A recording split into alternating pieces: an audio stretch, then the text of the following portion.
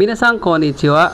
今日の天気は雨が降っていますね。台風があるから、台風の名前はランドです。皆さんお元気でいらっしゃいますか？会社で働いている人とか、外にいる人とか気をつけてくださいね。皆さん、いる人が質問がありました。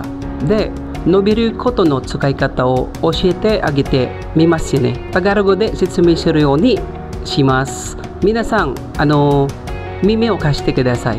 Okay, hajimete ikimasyo minasan. Yung nobiru po ay may apat na gamit. Ang meaning ng nobiru is to stretch or to grow. So, umpisahan natin sa physical. So, kapag sa physical, minasan, halimbawa, nag-stretch ang aking pantalon. So, zubonga, nobimashita. Then, pangalawa, pwede rin natin siyang gamitin sa growth. So, paghaba. So, halimbawa, mahaba ang buhok ng asawa ko or humaba yung buhok ng asawa ko. Watashi no tsuma no kami ga nobimashita.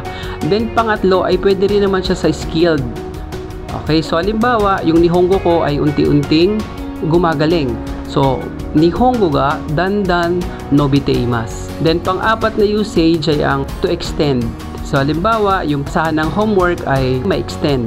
Shukudai no shimikiri ga nobimashita. Okay, sige po, Minna, may gagawin pa po ako. Bye-bye.